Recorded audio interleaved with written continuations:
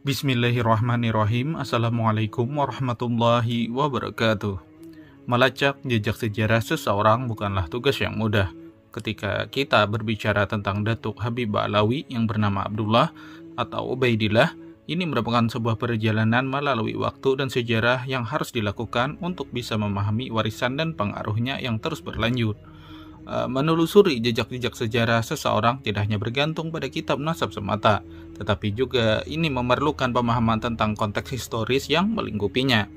Datuk Habib Ba'alawi Abdullah atau Ubaidillah dulunya memang adalah seorang tokoh penting di dalam sejarah.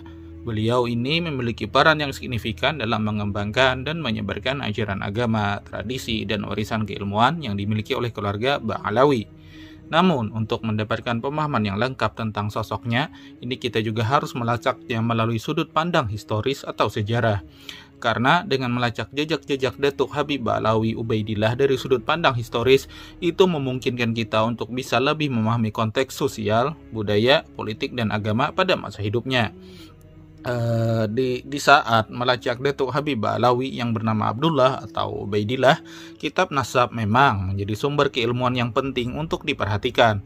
Namun, penelitian yang komprehensif haruslah juga dilakukan untuk memverifikasi keakuratan informasi dalam kitab nasab dan mengintegrasikannya dengan konteks sejarah yang lebih luas. Hal ini senada dengan apa yang dikirimkan oleh Gus Rumail Abbas kemarin malam. Mari kita baca dulu redaksinya. Gus Rumail Abbas mengatakan di dalam tulisan beliau atau kiriman beliau kemarin, kenapa Abdullah tidak tercatat dalam buku nasab? Itu karena buku nasab hingga abad ke-7 punya spektrum atau jangkauan yang tidak menyeluruh. Sementara ayahnya Ahmad Al-Muhajir itu sudah pindah ke negeri paling selatan Arab yang tidak dapat dijangkau. Bagaimana melacak keturunan Abdullah dari literatur mereka tinggal, yaitu literatur dinasti Rasuli, karena sudah ada tradisi menulis yang santer di masa dinasti ini. Bukankah Anda bilang genealogi Ba'alawi sunyi lebih dari 400 tahun itu faktual? Jawabannya memang benar, tapi itu jika Anda hanya membacanya dari genre tunggal, yaitu kitab nasab. Padahal kitab nasab itu punya banyak keterbatasan. Lalu bisakah mencari Abdullah melalui sudut pandang historis? Jawabannya bisa, karena ia adalah sosok historis, jejaknya perlu dilacak dari genre yang lain. Genre apa itu? Yaitu isnad hadis dan syawahid yang lain, seperti makam dan masjid yang didirikan. Lalu, apakah al-syajarah al-mubarakah bisa jadi bukti yang pasti atau bayinatun shorihatun? Maka jawabannya tidak bisa, karena ia memiliki keterbatasan dan cakupan informasinya itu tidak menyeluruh atau ihatoh. Kitab ini juga bukan Al-Quran dan ditulis oleh seseorang yang masih diragukan, di samping 4 macam kerancuan lain yang terkandung di dalamnya. Apa yang menjadi bukti yang pasti itu? Yakni saat ulama nasab Hijaz membatalkan nasab Tabariyah, mereka memakai 5 macam bukti yang pasti. 2 sampel nama dari datuk mereka di kitab nasab yang ternyata datuk mereka bukan Alawiyin, dan 3 macam syawahid batu nisan leluhur mereka yang ternyata di nisan itu tertulis silsilah yang bukan Alawiyin. Mereka majhul di abad ke-5, tapi abad setelahnya dikenal sebagai Alawiyin atau keturunan Imam Ali. Tapi ini bisa dibatalkan jika ada bukti yang sharih seperti di atas. Bukti yang kuat tentang wujudnya Abdullah atau Ubaidillah ini bisa memakai cara yang sama, yaitu informasi silsilah mereka sebagai Alawiyin, syawahid batu nisan, dan yang ingin saya tunjukkan petilasan masjid. Nah, ini fotonya.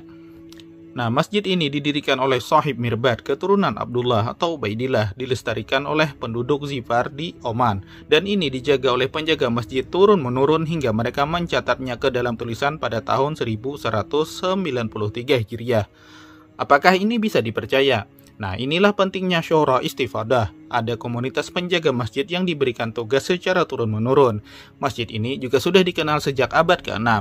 Saat dunia sudah modern dan kertas bisa dicapai siapa saja, pada tahun 1193 Hijriah mereka menulis perihal masjid ini. Ahmad Sirdab adalah pelestari masjid itu di tahun 1193 yang menuliskan hikayat turun-menurun tentang penjagaan masjid keramat ini. Dan masjid ini telah ia jaga dari generasi penjaga masjid terdahulu sejak masjid ini didirikan pada kisaran tahun 551 Hijriah. Di bawah adalah foto jepretan dari Ali Alo Ibrahim Ba'alawi, kolega saya di Oman. Jika Anda tidak percaya ini foto terkini, silahkan cek di Google Image apakah saya mengambilnya dari Google. Jika benar masjid ini didirikan di tahun 551 Hijriah, itu artinya ia lebih tua dari Al-Syajarah Al-Mubarakah yang ada di tahun 606 Hijriah yang problematik itu. Apakah saya punya manuskrip tentang masjid ini supaya dicek tentang kebenaran masjid ini didirikan oleh Shahib Mirbad? Bisa iya, bisa tidak. Kalau tidak, maka saya akan mencari syawahid yang lain. Toh ini penelitian yang tidak terburu-buru. Tapi bagaimana kalau saya punya manuskrip itu dan ternyata masjid ini memang didirikan oleh Shahib Mirbad pada tahun 551 Hijriah? Bukankah justru ini akan merobohkan tesis Kiai Imaduddin? Tunggu saja jawabannya di channel @pamitnyangantor. Selamat malam, Rumail Abbas @tako. Nah, saya rasa apa yang ditulis oleh Gus Rumail Abbas ini akan sangat menarik. Maka dari itu kita tunggu saja pembahasan ataupun uraian lengkapnya di channel YouTube beliau, Pamitnya Ngantor.